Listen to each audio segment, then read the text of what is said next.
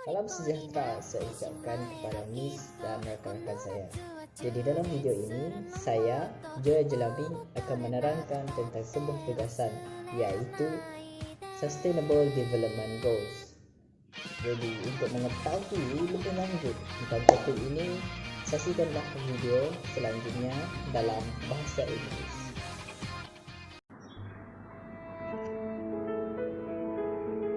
The Sustainable Development Goals are a collection of 17 global goals set by the United Nations Development Programme. The formal name of the SDG is Transforming Our World, the 2030 Agenda for Sustainable Development. That has been shortened to 2030 Agenda. The goals are broad and interdependent, yet each has a separate list of targets to achieve. Achieving all 169 targets will signal accomplishing all 17 goals. The SDGs cover social and economic development issues, including poverty, hunger, health, education, global warming, gender equality, water, sanitation, energy, urbanization, environment, and social justice. The first goal is ending poverty in all its forms everywhere. Second, end hunger, achieve food security and improve nutrition and promote sustainable agriculture. Third, ensure healthy lives and promote well-being for all at all ages. Number 4, ensure inclusive and equitable quality education and promote lifelong learning opportunities for all. Number 5, achieve gender equality and empower all women and girls. Number 6, ensure availability and sustainable management of water and sanitation for all. Number 7, ensure access to affordable, reliable, sustainable, and modern energy for all. Number 8, promote sustained, inclusive, and sustainable economic growth, full and productive employment, and decent work for all. Number 9, build resilient infrastructure, promote inclusive and sustainable industrialization, and foster innovation.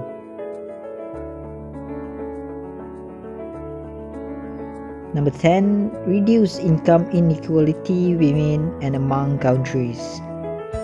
Number 11, make cities and human settlements inclusive, safe, resilient, and sustainable. Number 12, ensure sustainable consumption and production patterns.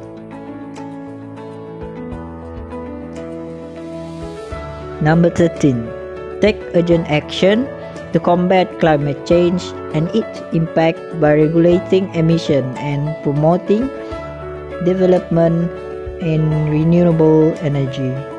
Number 14, conserve and sustainably use the oceans, seas, and marine resources for sustainable development.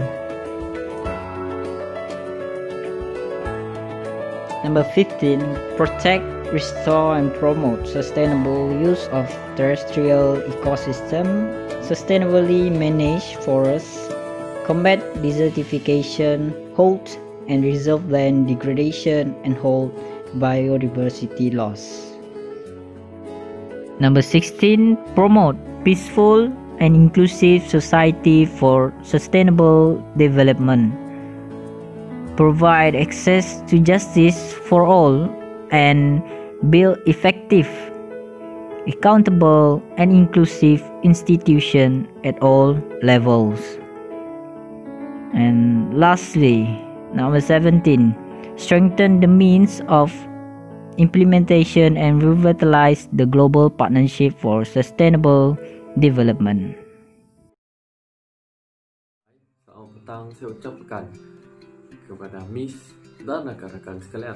Nama saya Wilfred. So hari ini saya akan menyambung berkenaan dengan tujuan dan kepentingan pembangunan lestari ini. Matlamat pembangunan lestari adalah untuk rangka tindakan dalam mencapai masa depan yang lebih baik dan lestari untuk semua. Kebanyakan tantangan global kini kita akan hadapi bersama untuk kebaikan pada masa depan, terutamanya termasuk yang berkaitan dengan kemiskinan, ketidaksamaan, perubahan iklim, kemerosotan alam sekitar, perdamaian, dan yang terakhir adalah keadilan. Seterusnya kita akan melihat contoh-contoh pembangunan lestari yang telah berjalan dan berlangsung di Malaysia.